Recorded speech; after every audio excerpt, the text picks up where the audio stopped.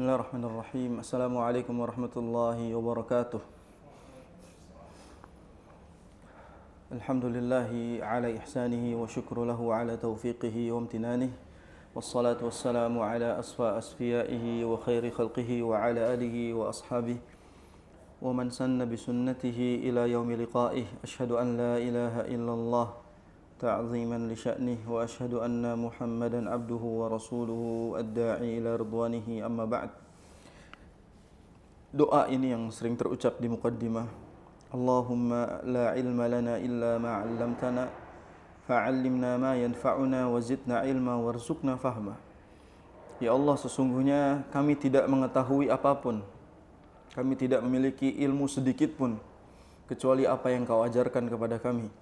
Maka ajarkanlah kepada kami sesuatu yang bermanfaat. Fa'allimna ma yanfa'una. Ajarkanlah ya Allah kepada kami sesuatu yang bisa menghasilkan kebermanfaatan.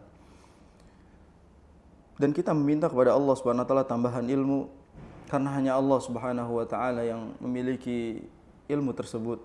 Sampai para malaikat itu mengatakan, subhanaka la ilma lana illa ma 'allamtana. Innaka antal alimul hakim. Maha suci Engkau ya Allah, sesungguhnya kami ini tidak memiliki ilmu sedikit pun kecuali apa yang Kau ajarkan kepada kami. Karena Engkaulah yang maha mengetahui dan maha bijaksana. Lihat, malaikat itu menyerahkan, menggantungkan keilmuannya hanya kepada Allah Subhanahu wa taala. Maka siapalah kita yang bodoh, siapalah kita yang pasti terus melakukan kesalahan setiap harinya. Semoga Allah Subhanahu wa taala mengajarkan kita, membimbing kita di atas hidayahnya, mengangkat hidayah lebih tinggi daripada logika kita, dan menjadikan hidayah sebagai prioritas utama kita, yang semoga Allah Subhanahu wa taala matikan kita di atasnya. Amin ya rabbal alamin. Mudah-mudahan kita wajib terus bersyukur kepada Allah Subhanahu wa taala atas hidayah yang Allah Subhanahu wa taala titipkan, karena sejatinya kemuliaan ini ada di atas hidayah yang Allah titipkan kepada kita. Nahnu qaumun a'azzanallahu bil Islam. Kita adalah kaum yang Allah Subhanahu wa taala muliakan kita di atas Islam. Dan kita diperintahkan oleh Allah Subhanahu wa taala, ya ayyuhalladzina amanu taqullaha, wahai orang-orang yang beriman, bertakwalah kalian kepada Allah haqqa tuqatih, dengan sebaik-baik takwa. Wala tamutunna illa wa antum muslimun, dan janganlah kalian mati kecuali dalam keadaan Islam. Karena itu mahal. Dan di dalam memaknai kata janganlah kalian mati kecuali dalam keadaan Islam, itu adalah perintah agar kita selalu meminta istiqomah di atas Islam. Panjang umur saja nggak cukup. Kita meminta kepada Allah Subhanahu wa taala dipanjangkan umurnya, disehatkan badannya, tapi sakit hatinya, sakit imannya, itu juga berbahaya.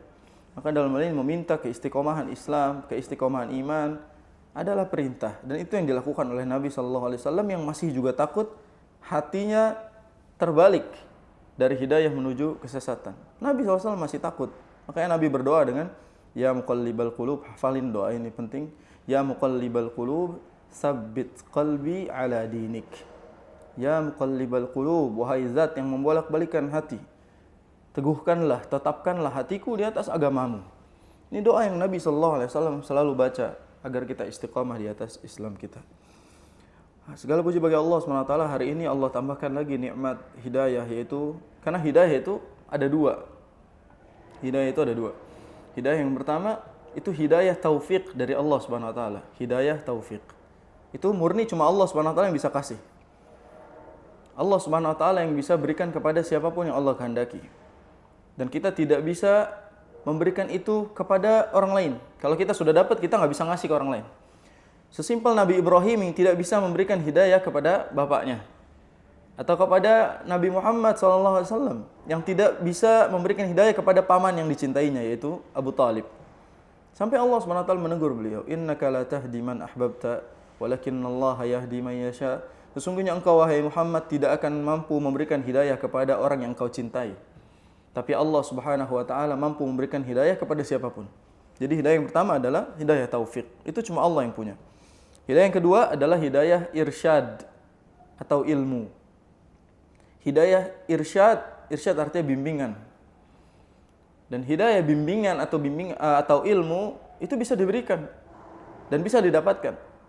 Entah dari guru kepada muridnya, dari ayah kepada anaknya, bahkan sebaliknya dari anak kepada ayahnya, dan seterusnya. Dari suami ke istrinya, dari istri ke suaminya, begitu seterusnya. Saling menasihati itu bagian dari irsyad dan bagian dari mempertahankan hidayah. Dan hidayah yang satu ini, hidayah ilmu yang satu ini, itu bisa kita dapatkan dari orang lain dan bisa kita berikan kepada orang lain. Beda dengan hidayah yang pertama. Yang pertama itu hanya dari Allah Subhanahu wa taala yang mampu memberikannya kepada hamba-hamba tertentu dan kita tidak bisa memberikan kepada orang lain. Tapi hidayah yang kedua, kita bisa saling menasihati, saling mengajarkan, saling memberikan bimbingan dan saling mengisi kekurangan. Itu bagian dari irsyad atau bagian dari ilmu. Maka belajarlah, karena belajar bagian dari mencari hidayah Allah Subhanahu wa taala. Dan di pertemuan kali ini ada kaitannya dengan irsyad, karena kita akan membahas tentang keluarga Islami. Dan definisi keluarga itu dibangun dari beberapa aspek. Keluarga bisa dibangun dari adanya suami, adanya istri, adanya sosok bapak, sosok ibu, dan anak. Dan semua itu mesti dinaungi di atas hidayah taufik dan irsyad. Hidayah yang Allah SWT berikan agar tetap berada di atas Islam, dan hidayah irsyad yang mana nanti ketika istri salah suami nasihati, suami salah istri nasihati, dan seterusnya. Itu harus ada di dalam keluarga. Itu harus ada di dalam rumah. Dan keluarga yang Islami tidak akan pernah istiqamah kecuali selalu meminta dua hidayah ini. Jadi nggak bakal bisa istiqamah. Contoh misalnya, alhamdulillah kita lahir dari keluarga yang muslim, bahkan kita nggak pernah tuh ngerasain yang namanya syahadat di depan banyak orang, karena kita lahir dalam keadaan Islam. Ya, beda sama orang yang mu'alaf, dia harus disaksikan keislamannya, dia harus syahadat. Kita nggak pernah. Kita dari lahir sampai sekarang belum pernah diikrarkan keislaman kita, karena kita lahir dari seorang muslim dan muslimah, maka kita muslim, alhamdulillah. Maka dalam hal ini, untuk menjaga itu semua, kita harus meminta kepada Allah Subhanahu wa taala agar keluarga kita diistiqomahkan di atas Islam. Ini mukaddimah tadi ada kaitan dengan materi, yaitu bahwa hidayah bagian dari pelindung keluarga Islami. Itu poin yang bisa kita catat, bahwa hidayah adalah bagian dari benteng pelindung keluarga Islami. Dan definisi keluarga Islami yang singkat adalah keluarga yang mendapatkan sakinah, mawaddah, rahmah. Nah, ini orang salah nerjemahin, kadang warohmah, wa-nya dimaksud. Jadi wa-nya termasuk, padahal wa adalah harfu atfin, dia konjungsi saja. Ya, dia sakinah, mawaddah, rahmah, harusnya gitu. Jadi wa-nya itu hanya konjungsi saja, harusnya sakinah, wa mawaddah, wa rahmah gitu. Maka ada sakinah, ada mawaddah, ada rahmah. Ada ketenangan, ada rasa cinta, dan ada saling peduli atau kasih sayang.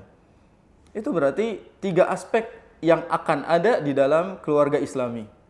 Karena ini akan dibahas sama penulis satu-satu, bahwa bagaimana caranya bisa mendapatkan ketenangan, bagaimana saling cinta, bagaimana saling peduli, itu yang akan dibahas.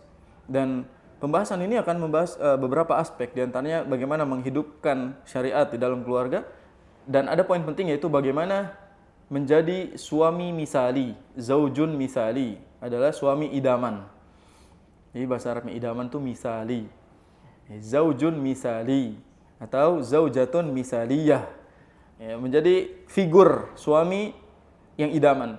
Sebenarnya ada hikmah nanti dibahas bahwa kenapa harus suami yang menjadi idaman, karena dialah yang akan menjadi imam. Dan kalau imamnya benar, maka makmumnya insyaallah benar.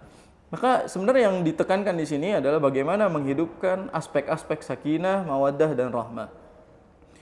Sakinah, kita tahu maknanya adalah ketenangan. Dan seseorang tidak akan mungkin mendapatkan ketenangan kecuali dengan cara mengingat Allah Subhanahu wa taala atau mendekatkan diri kepada Allah. Kita tahu ayatnya. Walladzina amanu wa tatma'innu qulubuhum bi dzikrillah. Ala bi dzikrillah tatma'innul qulub, kata Allah Subhanahu wa taala. Hanya dengan mengingat Allah Subhanahu wa taala hati menjadi tenang. Maka keluarga yang grafiknya itu naik, terus mendekat kepada Allah Subhanahu wa taala, maka dia terus mendekat kepada sakinah. Dan keluarga yang tidak dibangun di atas kedekatan dan ingat kepada Allah Subhanahu wa taala, maka tidak akan mungkin sakinah. Sebagaimana yang viral tentang pasangan yang berbeda agama dan dia memaksakan untuk menikah karena dia pikir mereka punya Tuhan yang sama, hanya berbeda keyakinan saja. Mereka menikah. Sebagaimana beberapa kejadian, ada istrinya Islam, cowoknya Konghucu, Cina. Mereka menikah, mereka memaksakan menikah dan mereka ibadah masing-masing. Suaminya ke tempat ibadahnya, istrinya ke Ka'bah, dia umrah. Begitu kejadiannya, dan mereka mencari ketenangan dengan masing-masing, dan itu tidak akan mungkin Allah berikan.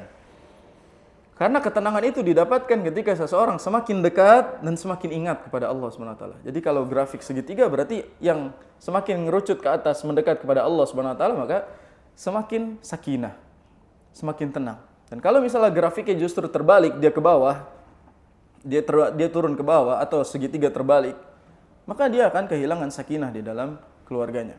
Intinya semakin dekat dan ingat kepada Allah SWT, maka semakin banyak sakinah yang Allah berikan. Dan sakinah bagian tanda-tanda kebesaran Allah SWT. Wa min ayatihi an khalaqalakum min anfusikum azwaja litaskunu ilaiha. Jadi antara tanda-tanda kebesaran Allah SWT adalah Allah ciptakan kalian berpasang-pasangan dan Allah SWT berikan ketenangan pada keduanya. Dan makna litaskunu ilaiha adalah agar laki-laki mendapatkan ketenangan bersama perempuan dan perempuan mendapatkan ketenangan bersama laki-laki. Itu makna yang harus kita dapatkan. Maka sekali lagi tidak ada ketenangan kecuali keluarga yang dibangun di atas keimanan. Keluarga yang dibangun di atas hidayah. Jangan banyak harap lah sama orang-orang yang mencari pasangan beda agama. Ya. Dan kalau misalnya negeri kita mulai melegalkannya itu musibah. Dan memang sampai sekarang tidak ada yang melegalkan itu. Orang yang melakukannya maka dia tidak sah pernikahannya. Dan dia berzina setiap harinya, na'udzubillah. Apakah itu terjadi? Ya terjadi. Bahkan banyak yang sudah punya anak. Mereka berbeda agama dan punya anak. Ini musibah. Maka tidak mungkin mendapatkan sakinah dalam keluarga yang demikian. Ada misalnya teman kita menikah beda agama. Terus kita datang ke pernikahannya. Semoga sakinah, mawaddah. Gak mungkin. Gak mungkin dia sakinah. Karena Allah SWT tidak akan berikan sakinah kepada keluarga yang seperti ini. Ya, kita harus terang-terangan katakan keluarga yang mendapatkan sakinah adalah keluarga yang islami. Keluarga yang dibangun di atas hidayah Islam. Dan Masya Allah, Allah SWT mengurutkan litaskunu ilaiha wa ja'ala bainakum mawaddatan wa rahmah. Kalau ada ketenangan, pasti ada mawaddah. Dan kalau ada mawaddah, pasti ada rahmah. Subhanallah. Itu berarti kalau dia nggak dapat sakinah, jangankan ada mawaddah, jangankan ada rahmah, semuanya luntur. Maka dia tidak akan mendapatkan kebahagiaan dari keluarganya. Wal'iyadzubillah. Sekarang kita baca penulis ini mengatakan yaltazimu hadiyal islami fi hayatihi zaujiyah. Hendaknya dia berpegang teguh pada hidayah Islam di dalam urusan keluarganya. Ya, hendaknya dia beriltizam, memegang teguh, memegang erat hidayah Islam di dalam kehidupan keluarganya. Wal muslimul haqqus sadiqu mulazzimun ba'da zawajihi bisayri ala hadiyil islamil ali fi muasyaratihi li zaujatihi wa ta'amulihi ma'aha. Seorang muslim yang ideal adalah seorang muslim yang jujur keimanannya, itu pasti berpegang teguh pada jalan atau petunjuk Islam di dalam membangun keluarganya. Makanya di pertemuan yang sebelumnya kita bahas bahwasanya suami yang idaman atau pasangan laki-laki yang idaman adalah baik agamanya dan baik akhlaknya. Kenapa harus agamanya? Karena dia imam. Kalau imam sholat maghrib 4 rakaat, makmum juga 4 rakaat gitu. Kalau imam saat itu tidak mengerti bagaimana caranya sholat, maka dia nggak mungkin bisa memimpin keluarga untuk sholat.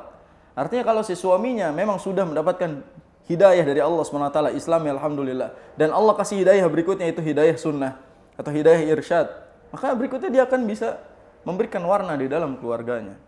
Yang paling penting di situ adalah bagaimana Allah SWT memberikan hidayah kepada dia.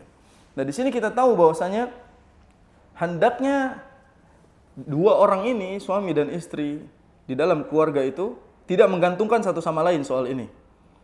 Tapi dia benar-benar punya prinsip, saya harus istiqamah, saya juga harus istiqamah, dua-duanya. Jadi nggak boleh misalnya kita katakan, ya udahlah saya udah punya suami ustadz misalnya, saya nggak usah lah istiqamah, saya nggak usah belajar, saya udah punya suami yang bisa saya tanya setiap hari. Nggak mungkin.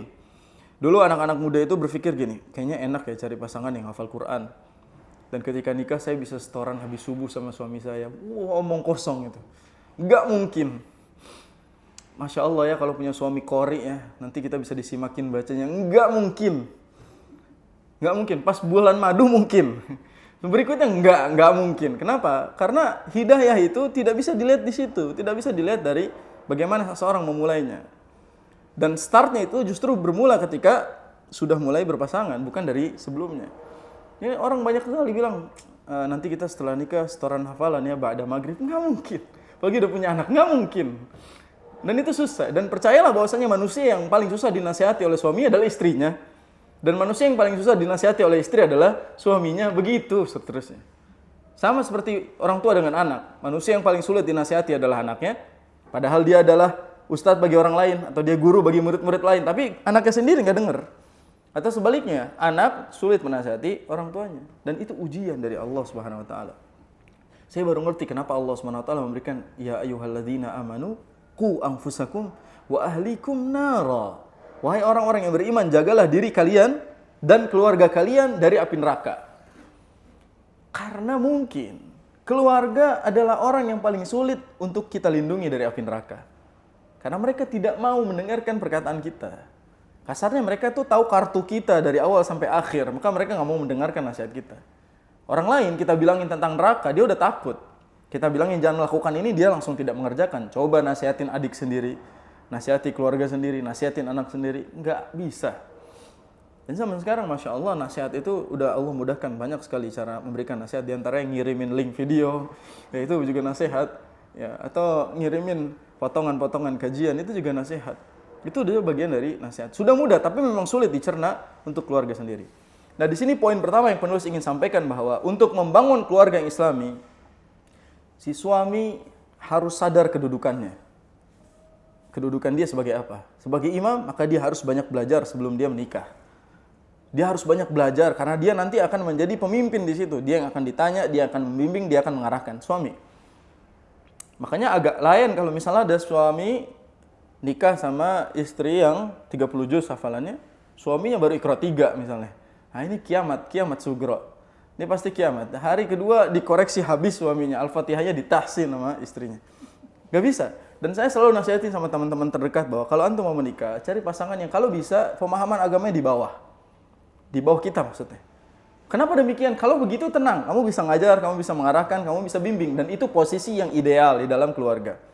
Nggak sebaliknya. Kalau kita mendapatkan, misalnya suaminya biasa aja, istrinya ustazah, ceramah di mana-mana, kelar hidup antum. Karena dia pasti akan jadi ustazah di rumah. Dia pasti mengomentari segala hal.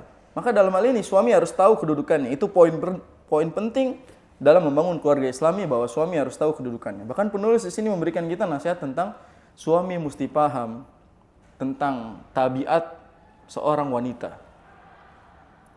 Si laki-laki ini harus paham tentang tabiat seluruh wanita. Saya pikir nggak ada satupun manusia yang akan mengerti tentang wanita. Bahkan Nabi SAW juga menjelaskannya dengan kata-kata yang umum. Kata Nabi SAW dalam hadis bahwa Islam itu telah mewasiatkan kepada kita untuk benar-benar bersikap hati-hati dan lemah lembut kepada perempuan. Kata Nabi, istausu bin nisa'i khaira. Hendaklah kalian berbuat baik kepada wanita. Selalu melakukan kebaikan kepada wanita. Sebenarnya di riwayat lain disebutkan fattaqullaha fin nisa, bertakwalah kalian kepada Allah Subhanahu wa taala soal urusan perempuan. Ini bayangin, laki-laki udah diancam langsung, bertakwalah kalian soal urusan perempuan. Karena ini bukan hal yang ringan.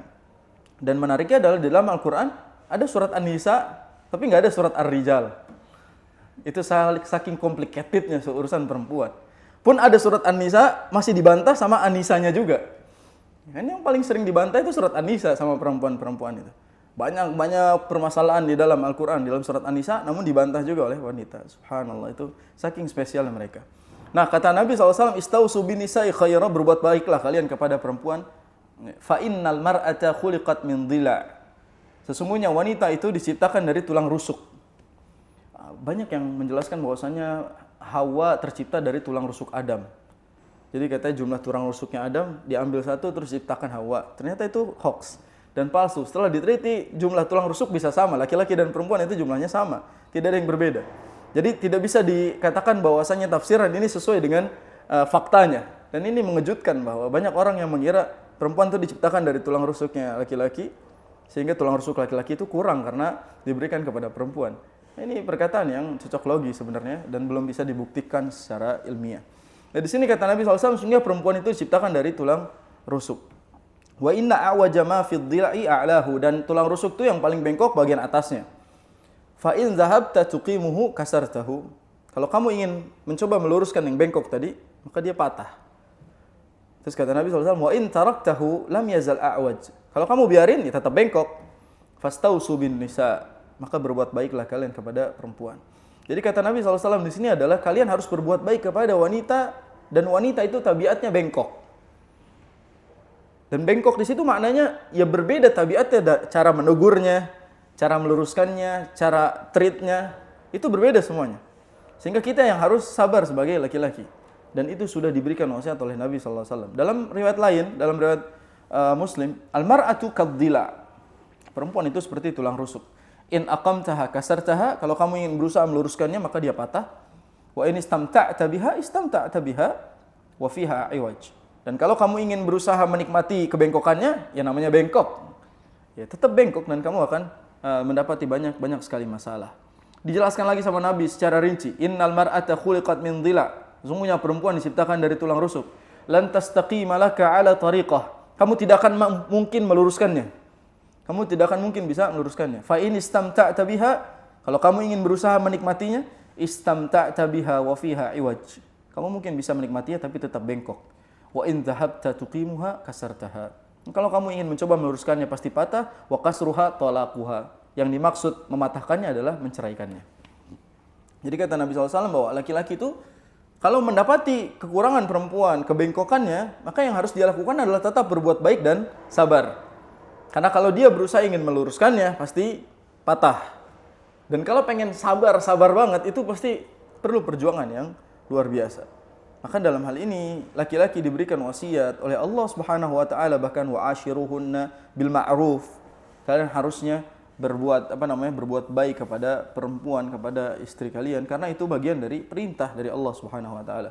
Dan Islam mengajarkan bagaimana membangun keluarga Islami. Syarat yang pertama berarti suami tahu kedudukannya sebagai imam. Syarat yang kedua, suami harus sabar. Karena kalau suami tidak sabar, maka tidak ada keluarga, tidak ada definisi keluarga. Dan nggak mungkin mendapatkan definisi Islami setelahnya. Kenapa suami harus sabar? Tadi kita sebutkan bahwasanya perempuan secara tabiat begini dan kita harus menerimanya. Dan kita harus berusaha untuk benar-benar menjaganya. Karena kalau memang random itu pasti. Sifat tabiat perempuan adalah random misalnya. Maka kerandoman itu harus kita nikmati. Dan seringkali kita ulang-ulang bahwa perempuan itu kadang-kala punya keinginan yang tidak bisa ditafsirkan oleh ilmuwan, yang tidak bisa diterjemahkan oleh manusia. Dan jin pun menyerah menjelaskannya. Jadi kemauan itu cuma dia yang tahu misalnya. Dan kita berusaha memaklumi hal tersebut. Subhanallah. Kadang-kala misalnya soal mau makan apa, itu problematika hidup. Ya. Mau makan apa?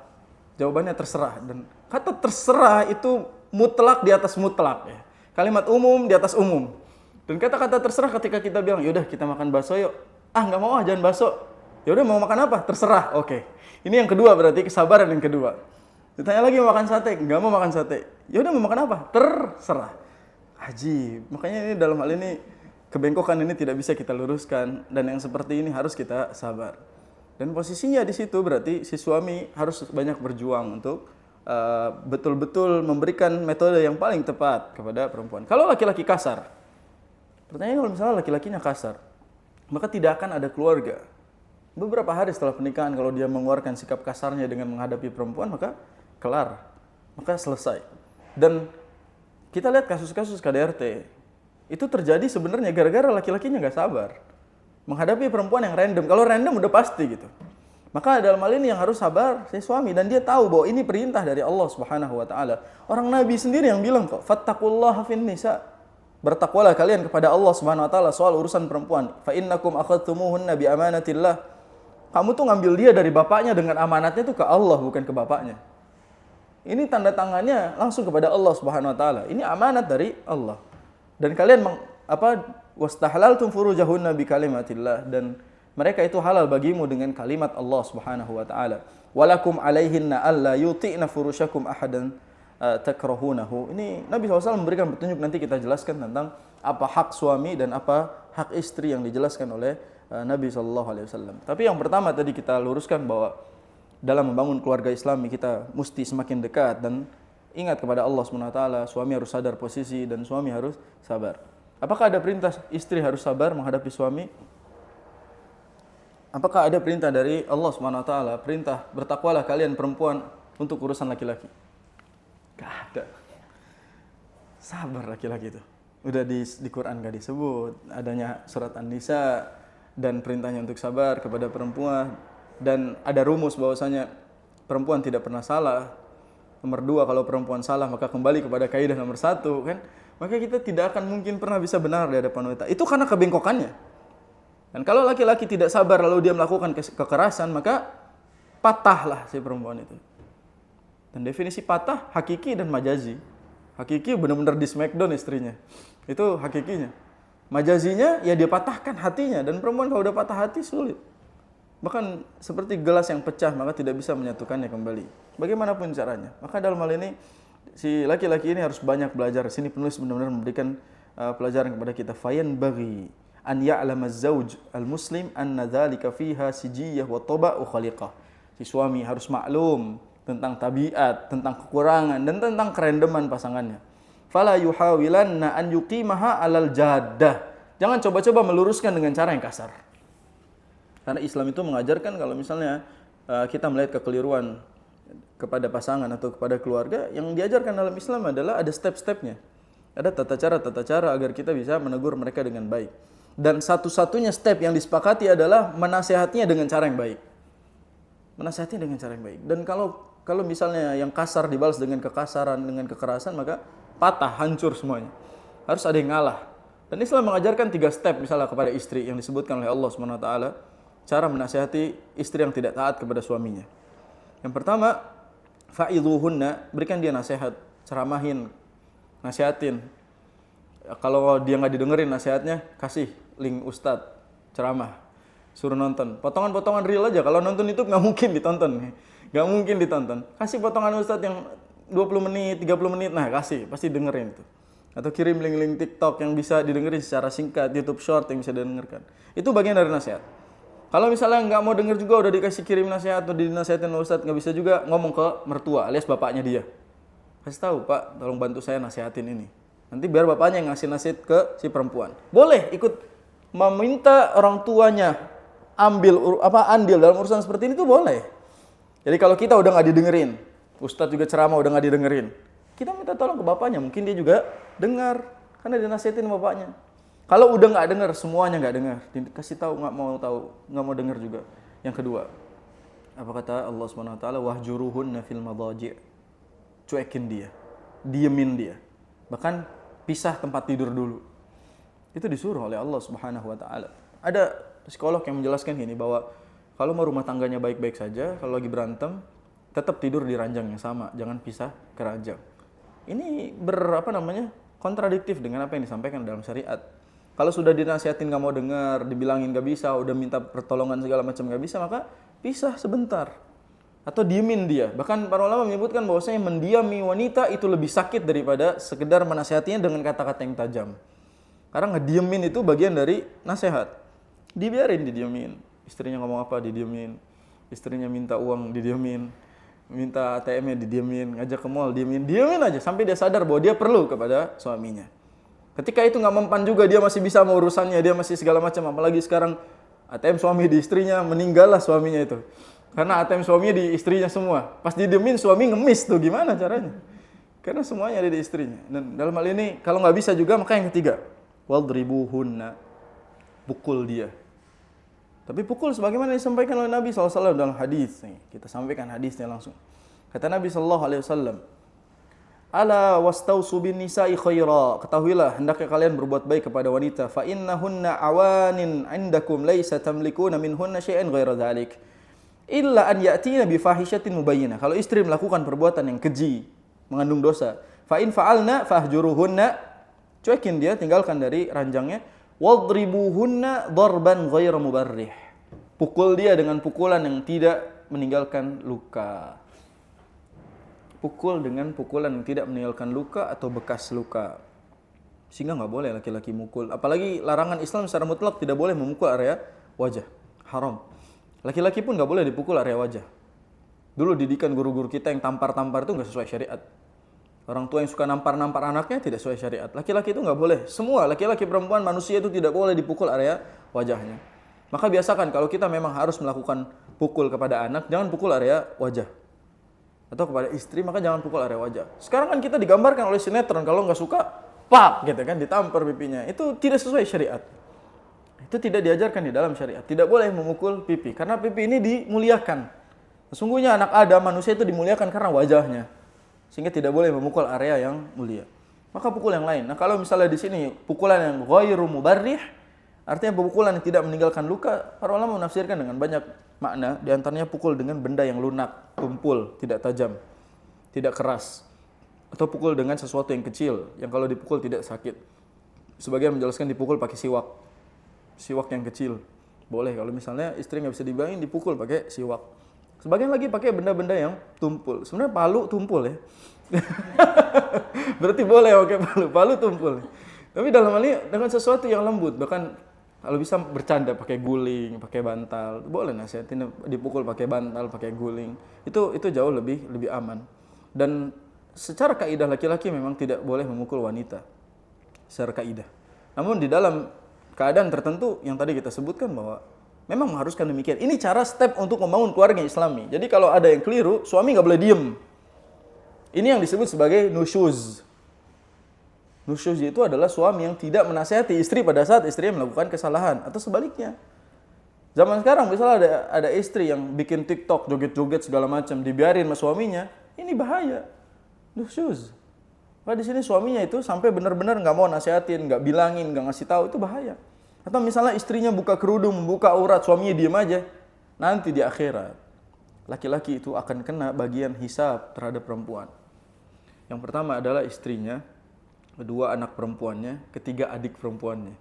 Miskin laki-laki itu. Laki-laki itu di dunianya disiksa, di akhirat juga kena hisab akibat perempuan yang tidak bisa dia jaga. Maka dalam ini perempuan itu harus banyak menghargai kedudukan laki-laki sampai perempuan itu ketaatan, keridhaan ada pada suami itu karena suami yang nanggung semuanya. Antara surga dan nerakanya suami yang nanggung. Maka Nabi SAW mengatakan apa? Suami kamu itu antara surgamu, jannatuki amnaruki, surga atau nerakamu. Jadi suami itu adalah pasangan itu adalah suami atau surga atau nerakamu. Yang harus kita berhati-hati. Jadi tadi dipukul itu berarti tidak diajarkan sampai ditonjok. Sebagaimana yang viral itu bukan laki-laki pertama. Yang kedua, tidak mungkin laki-laki melakukan demikian. Yang ketiga, nggak mungkin muslim. Oh kebetulan dia muslim, mungkin lagi bermasalah keislamannya, sehingga nggak mungkin dia melakukan itu. Walaupun secara faktor kita harus usut bahwa kenapa bisa seperti ini, kenapa akhirnya terjadi seperti ini. Apakah memang tabiat atau memang terbuat gara-gara kelakuan istrinya. Coba antum bayangkan, Jakarta ini panas siang-siang itu. Panas, pulang kerjaan macet di jalan, kena macet di perjalanan, pusing kepala dimarahin bos, di jalan berantem sama orang gara-gara perjalanan macet segala macam. Nyampe rumah ketemu preman juga, dimarahin juga sama istrinya, bukannya disenyumin, dikasih siapin minum atau apa, dimarahin, ditanya kenapa pulang jam segini, kenapa ini, pusing. Ini tangan kalau bukan karena iman mukul pasti. Percayalah bahwasanya kalau bukan karena agamanya yang baik, kalau bukan karena hidayah dari Allah Subhanahu wa taala, bonyok istri. Bonyok. Karena kalau suami pakai iman, suami pakai hidayah, dia tahu apa yang harus dilakukan. Itu satu-satunya rem di dalam kehidupan kita apa? Iman. Satu-satunya rem adalah hidayah. Maka dalam hal ini kalau bukan karena iman, bonyok istrinya. Kalau bukan karena iman, nggak mungkin laki-laki itu berusaha ngalah. Kadang-kadang sikap ngalahnya laki-laki itu dianggap sebagai kalah oleh perempuan. Akhirnya perempuannya punya statement apa? Perkumpulan suami-suami takut istri kan? Adalah suami-suami takut istri. Ini musibah. Gak ada seperti itu. Dan keluarga Islam itu bukan begini. Ar-rijalu qawwamuna 'alan nisa. Pemimpin, laki-laki itu pemimpin bagi perempuan. Ini Ustaz ngomong kayak gini, ngomong doang, cek aja langsung sendiri bagaimana kehidupannya, apakah benar takut sama istrinya atau tidak. Tapi dalam ini kita harus luruskan bahwa laki-laki harus tahu kedudukannya dan dia harus banyak bersabar karena perempuan memiliki tabiat yang demikian. Makanya poin yang berikutnya penulis mengatakan apa? Al-muslimul haq zaujun mithali. Seorang muslim yang ideal adalah suami idaman. Suami idaman. Lihat Rasul SAW. Rasul SAW itu sibuk dengan urusan banyak. Urusan agamanya. Beliau adalah Rasul. Beliau harus mendakwahkan Islam saat itu. Beliau adalah khalifah, pemimpin. Beliau memimpin kaum mukminin dalam urusan pemerintahan, peperangan, dan lain-lainnya. Dan beliau adalah suami bagi 11 istri. Satu istri mumetnya Masya Allah, tabarakallah. Ini 11. Dan Rasul kita SAW tidak pernah, bahkan ibunda kita Aisyah mengatakan, sesungguhnya Rasul SAW tidak pernah memukul istri-istrinya sekalipun. Bahkan dalam hadis disebutkan, sesungguhnya Rasul SAW tidak pernah memukul pembantunya sedikit pun. Dalam hadis kata Aisyah radhiyallahu anha, Rasul tidak pernah memukul seorang pun kecuali dalam perang. Kalau perang Rasul pukul, bunuh. Tapi kalau di luar perang nggak mukul. Istrinya nggak pernah ada yang dipukul. Pembantunya tidak pernah dipukul. Sebenarnya logis kenapa disebutkan pembantu? Mungkin orang biasa mukul pembantu, nyuruh pembantu segala macam. tapi tidak pernah dikerjakan oleh Rasul. Itu saksinya langsung dari istrinya yang tidak pernah dipukul oleh Rasul SAW. Maka tidak pernah ada pukulan dari tangan Rasul SAW yang mulia. Dan bahkan kejadian-kejadian di mana para istri-istri Rasul yang mungkin marah, ngambek, ada kisah-kisahnya, tapi Rasul tidak pernah marah balik. Kisah ibunda kita Aisyah radhiyallahu anha yang memecahkan piring misalnya, gara-gara cemburu. Rasul di ruang tamu sama sahabat yang ngomongin Khadijah. Padahal Khadijah udah nggak ada, tapi perempuan cemburu tabiatnya dia. Ini lagi ngomongin ya udah nggak ada. Yang ditanya siapa cinta pertamamu disebut adalah Khadijah. Aisyah dengar dan dia sakit hati, cemburu, lalu dipecahkan piringnya. Para sahabat dengar dan itu kejadian lagi banyak orang. Sehingga Rasul SAW hanya tersenyum dan bilang kepada para sahabat, ya sesungguhnya ibu kalian sedang cemburu. Gitu doang. Rasul nggak tiba-tiba bangun langsung marah. Kamu lihat-lihat dong lagi ada tamu, kamu lagi gitu kan? Enggak kayak gitu Rasul SAW. Ada kejadian lain misalnya dalam satu riwayat di mana kejadian yang sama dengan ibunda kita Aisyah radhiyallahu anha. Di mana ibunda kita Aisyah pernah meninggikan suaranya ketika marah kepada Rasul. Beliau meninggikan suaranya membentak Rasul dan emosinya sudah mulai tidak bisa terjaga. Ibunda kita Aisyah sampai mau memukul Rasul. Dan ini tabiat perempuan. Perempuan mungkin emosi dan tidak terbendung lagi, udah ngamuk segala macam, dia pengen mukul. Tiba-tiba satu momen itu momen yang sama, bapaknya alias Abu Bakar. Abu Bakar As-Siddiq radhiyallahu anhu datang ke rumah Rasul SAW, ke rumah Aisyah, dan menyaksikan anaknya pengen mukul Rasul. Apa yang dilakukan sama Abu Bakar? Kesel, pertama Rasul ini, kedua sahabatnya, ketiga ini tuh menantunya memang. Dan ketika datang apa yang dilakukan oleh Abu Bakar? Ditahan tangan Aisyah radhiyallahu anha. Di tangan. Terus Abu Bakar marah dan Abu Bakar pengen nampar anaknya, pengen mukul anaknya. Apa yang terjadi? Rasulullah SAW memegang tangan Abu Bakar. Jangan pukul dia. Dan Abu Bakar disuruh pulang ke rumahnya. Logikanya kalau kita kayak gitu, yang mukul bapaknya sendiri loh. Wajar nggak misalnya datang bapaknya pengen negur anaknya yang pengen mukul kita. Dan yang negur itu bapaknya, harusnya posisi kita apa? Sikat. Udah waktunya nih, mau kurang ajar istri begini. Misalnya begitu kan? Tapi Rasul enggak. Rasul nahan Abu Bakar, jangan pukul dia, terus pulang. Dan Abu Bakar pulang dalam keadaan kesel. Kurang ajar anak saya begitu sikapnya sama Rasul, gitu sama suaminya, itu enggak bagus. Kesel pulang. Sampai-sampai Abu Bakar enggak nanya Aisyah beberapa hari dalam satu riwayat. Tapi Rasul SAW saat itu hanya tersenyum dan ngomong kepada Aisyah, wahai istriku, tidaklah kamu melihat bagaimana aku membelamu di depan bapakmu tadi? Allahu Akbar. Padahal Rasul mau dipukul. Tapi Rasul nggak bilang, untungnya gue tahan gitu misalnya. Untungnya gue tahan, kalau nggak banyak loh, kita berdua. Itu makanya terjadi di zaman Rasul SAW. Dan istri-istri Rasul juga sering berantem, satu istri dan istri lain. Rasul tidak pernah melakukan kekerasan atau menegur mereka dengan cara yang keras. Artinya kalau kita pengen mencontoh bagaimana akhlaknya Rasul, lihat kisah-kisah bagaimana Rasul dengan istri-istri beliau sallallahu alaihi wasallam. Dan para nabi juga demikian. Kisah Nabi Ayub yang sakit 18 tahun lamanya. Nabi Ayub alaihissalam itu dalam satu riwayat 18 tahun. Dan 18 tahunnya itu tanpa sembuh ya. Sakit total 18 tahun. Dan penyakitnya tidak bisa didiagnosa oleh dokter. Maka dalam hal ini yang sabar menunggu Nabi Ayub hanyalah istrinya. Dan ada di titik di mana istrinya juga tidak lagi sanggup menjaga Nabi Ayub. Tidak sabar lagi. Akhirnya istrinya juga pergi meninggalkan Nabi Ayub. Tapi Nabi Ayub tidak kasar dan tidak mengatakan, pokoknya kalau dia balik gue hajar. Kalau dia balik kita habisin. Nabi Ayub cuma bilang, istriku telah meninggalkanku dan aku berjanji kalau dia balik aku akan memukulnya 100 kali. 100 kali. Dan ketika istrinya balik, sebenarnya normal. Perkataan itu normal. Ketika istrinya balik dan Nabi Ayub sudah sembuh, terus Nabi Ayub bilang, wahai istriku, sungguh aku telah berjanji bahwasanya aku harus memukulmu 100 kali. Tapi Nabi Ayub tidak serta-merta memukul dia dengan bambu, misal dipukul 100 kali sampai mati. Enggak. Nabi Ayub hanya memang mengambil kumpulan rotan yang tipis, seperti lidi, kayak lidi gitu, ada 100, dipukul cuma sekali. Sama dengan 100 kan? Itu 100, dipukul sekali.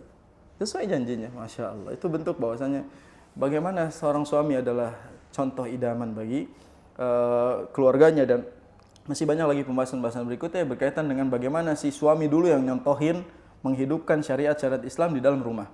Bahkan penulis sampai menyebutkan tentang seharusnya si suami yang nyontohin ngucapin salam ketika masuk ke rumah. Maka itu yang akan menjadi kebiasaan istri dan anak-anaknya.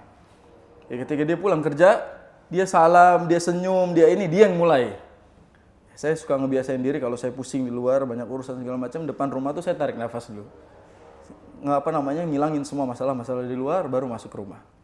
Supaya tidak bawa urusan luar ke dalam rumah. Biarlah polisi-polisi itu ditinggalkan di luar, pas masuk kita dengan keadaan kita yang terbaik. Begitu juga sebaliknya, kalau kita mau keluar rumah, hilangkan dulu urusan-urusan rumah, kita keluar sehingga bertemu dengan banyak orang tidak membawa urusan rumah. Kadang-kala banyak ketika misalnya contoh ustadz lah, kita sebut ustadz lagi berantem sama istrinya, pas ceramah jadi ngegas mulu dia. Marah-marah mulu segala macam. Lagi bahas tentang istri. Wah, kalau istri saya nonton pokoknya gitu. Dibawa urusannya ke majelisnya, ini nggak boleh. Dan itu tidak diajarkan oleh para sahabat, tidak diajarkan oleh Rasul SAW. Dan itu harus menjadi panutan, bahwasanya suami itu adalah panutan. Dan masih panjang kisahnya bagaimana si suami-suami yang soleh ini, Masya Allah, sampai membiarkan istrinya. Ada suami yang paginya puasa, malamnya qiyam. Paginya puasa, malamnya qiyam. Masya Allah, dia nggak kerja. Jadi pagi dia puasa, ibadah, malamnya qiyam, tapi dia tidak menafkahi istrinya. Ada satu kisah nanti di mana Ummu Darda dan Abu Darda ketika tiba-tiba Ummu Darda mengadu kepada Rasul SAW tentang suaminya yang sudah mulai taat pada Allah SWT dan melupakan istrinya. Dan kisah-kisah misalnya tentang Utsman dan lain-lainnya di mana mereka saking taatnya kepada Allah SWT melupakan keluarganya. Kan ini nasihat yang selalu saya bilang, bahwasanya tatkala kita ini sebagai seorang muslim, di mana kita berada di situ kita bersikap. Kadang-kala memang di luar kita ustadz, pas nyampe rumah jangan bawa ke ustadzannya. Gak usah bawa antum ustadz di rumah. Maka di rumah sebagaimana biasa, sebagaimana layaknya seorang ayah dan sebagaimana layaknya seorang suami. Jangan seperti itu, karena sejatinya keluarga juga memiliki hak dan istri juga memiliki hak. Dan membangun keluarga Islami dibangun dari dua sisi, tidak bisa dari salah satunya. Terutama minta kepada Allah SWT agar Allah jadikan keluarganya keluarga yang Islami, dia hidup di atas nilai-nilai Islam, dan dia hidup di atas naungan hidayah dari Allah Subhanahu wa taala. Insyaallah kita lanjutkan lagi nanti di pertemuan berikutnya tentang step-stepnya yang disebutkan dan kisah-kisah dari para sahabat. Bab ini cukup panjang. Nanti akan ditutup dengan pembahasan bagaimana pasangan itu saling melengkapi satu sama lain. Dan setelah itu selesailah bab 4. Insyaallah kita akan lanjut pada sikap berikutnya, bagaimana muslim dengan anak-anaknya. Dan di sini disebutkan anak-anak laki-laki. Karena anak-anak laki-laki dan perempuan itu memiliki kedudukan berbeda di dalam syariat. Nah, wallahu a'lam bishawab. Mudah-mudahan bisa menjadi manfaat dan bisa diamalkan oleh yang berbicara terutama, dan mudah-mudahan yang mendengarkan juga bisa mengamalkannya. Subhanakallahumma bihamdika asyhadu an la ilaha illa anta astaghfiruka wa atubu ilaik. Assalamualaikum warahmatullahi wabarakatuh.